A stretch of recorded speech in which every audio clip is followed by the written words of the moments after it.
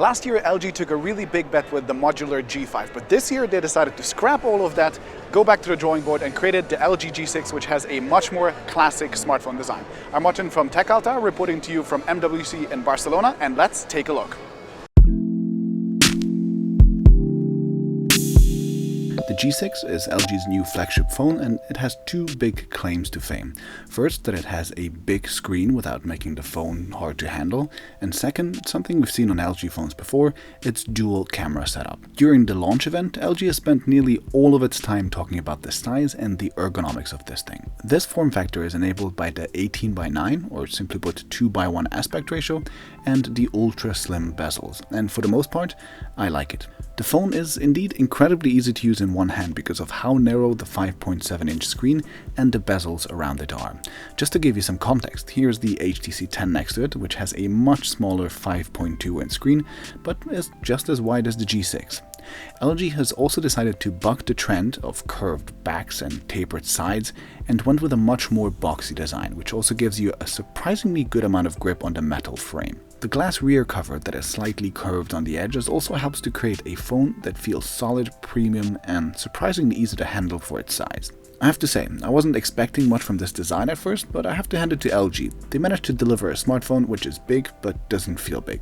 Now, there are some downsides to this aspect ratio as well, especially that anything on the top of the screen is simply unreachable with one hand. As if that wasn't annoying enough, a simple pull down on the home screen opens search instead of bringing down the notification shade like it should on a tall phone. Anyway, there are a few places where the screen comes in handy, and side-by-side multitasking instantly comes to mind. LG has also made use of the extra real estate in a few of their apps. My favorite one so far is the camera app that shows a preview of your gallery just over your regular viewfinder. That's handy, but we have yet to see how well third-party apps and content would scale to this screen. Oh, and I'm sure you've noticed, but the corners on the screen are rounded, and I think they look awesome. The other big selling point is of course the dual camera setup. Just like in last year's model, there is a wide-angle lens and the regular one here, but unlike in previous LG phones, this time around they both have a 30-megapixel sensor, and they don't come at the expense of an ugly camera hump. The wide-angle camera was a little bit lackluster on the G5, so it's good to see that LG is giving it a megapixel boost on the G6.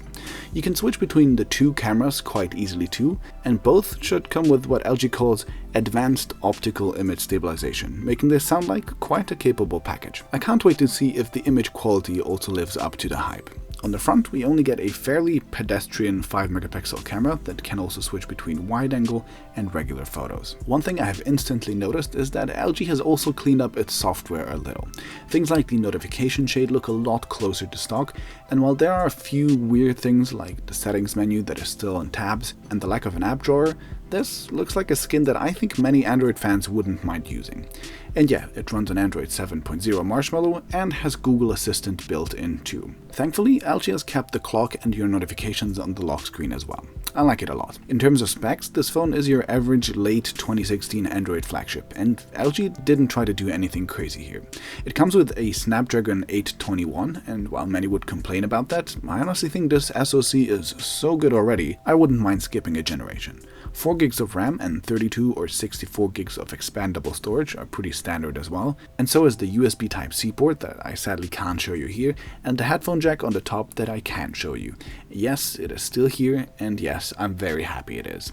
LG has kept its fingerprint reader on the back as well, just like before, and it threw in a non-replaceable but relatively generous 3300 mAh battery. Top it off with IP68 waterproofing, and the G6 ticks all the right boxes to have a very well-rounded but not too exciting spec sheet. There are 3 color options to choose from. This beautiful black, which looks super stealthy and sexy in my opinion. I'm so happy that black phones are back. This silverish blue, which looks quite nice too, and the white one with a golden frame that I couldn't get my hands on. So that's it for the G6. Modularity is gone, and I think most people won't miss it. What we got instead is a device that to me so far feels like the most polished and well-rounded LG phone since the G4. I can't wait to get my hands on one for a full review, so if you want to see that or my upcoming coverage from MWC, be sure to subscribe, follow me on Twitter at TechAltar for live updates, and I'll see you in the next one.